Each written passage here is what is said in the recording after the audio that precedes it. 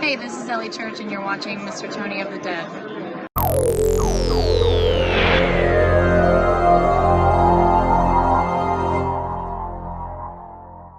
Hey everybody, what's going on? Mr. Tony of the Dead here, and I have another movie review for everybody out there. This one's on a movie called Pool Party Massacre.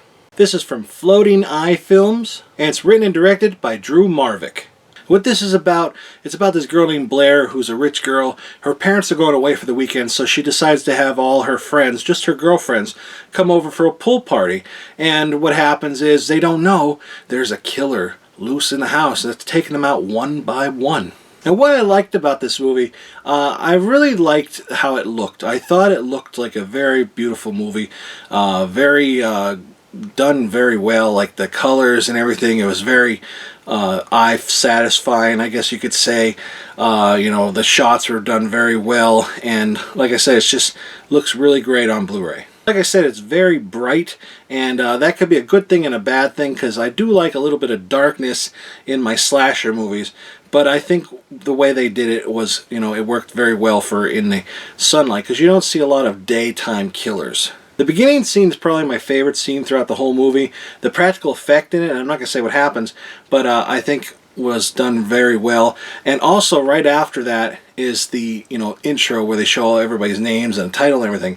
And it's almost done like sort of like a old video game in a way, and it looks awesome. It also has a kick-ass soundtrack to it. I think the location they used was absolutely beautiful. Great looking house, great looking pool, great background. It was just a perfect location, I thought, for this setting. I also like how the killer picked his weapons off of like a board, like a kind of like in a garage or something, and it has like a pegboard, or not a pegboard, but like a board that like has slots for where you can put your tools, and the tool outline on there, like here's a drill, this is where the drill goes, this is where this hammer goes, or whatever, and he would like pick one by one which one he was going to kill somebody with. So I thought that was a really cool idea. One thing that I can't get past, and I think it's amazing looking, is this cover art for it. I really love that. If I would have seen this on the shelves back in the day, I would have definitely wanted to rent this, because something with bodies and skulls to them like was kind of like, you can't get any more than that. Like, it's a skull, there's not even a face there, and it's just like a look at the nice background, and you have this person drinking a drink and they have no face. Like, that's scary, but it's such a beautiful cover, very retro 80s looking, and you know, I love the cover so much. Now to my dislikes. Probably my main dislike in this movie is this character Clay. Clay is probably the most annoying character I've seen in a long time in a movie.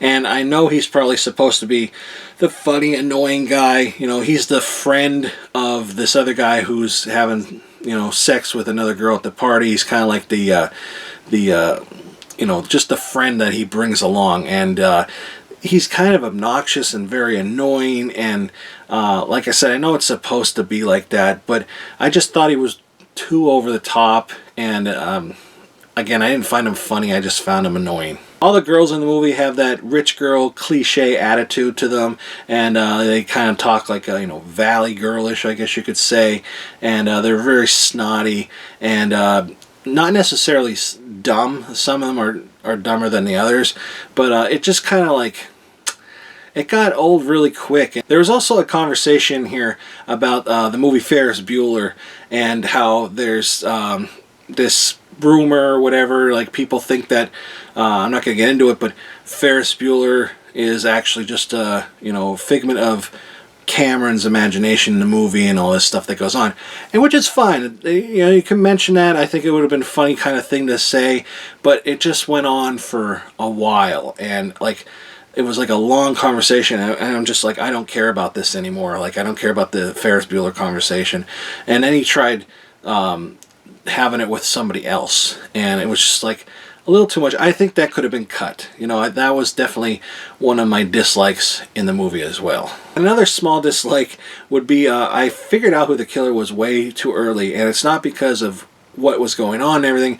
It's because of the lighting in the movie. I could clearly see who it was.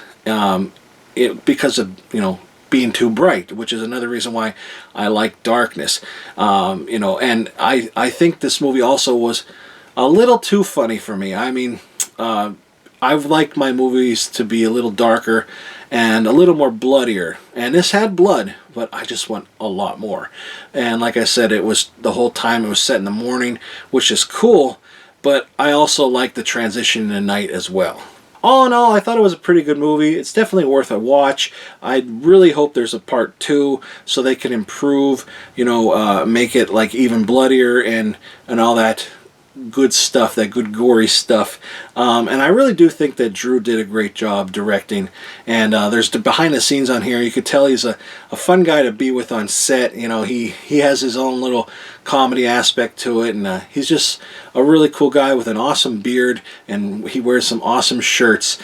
And you know, I think, like I said, I know this isn't his first time, I don't think, directing or anything, but I think he did a good job. Except for all the little dislikes that I had, I thought this movie was pretty decent. I would definitely say check it out. But that's it, everybody. Make sure you give this video a thumbs up, hit the subscribe button, follow me on Facebook, Instagram, Twitter, Tumblr, Horror AMINO, and make sure you check out the trailer for this down below in the description box. Also, there'll be links to where you can go and get this movie and everything like that, and all the other links that I just mentioned will be down there as well. So that's it, everybody. Thanks for watching, and talk to you later.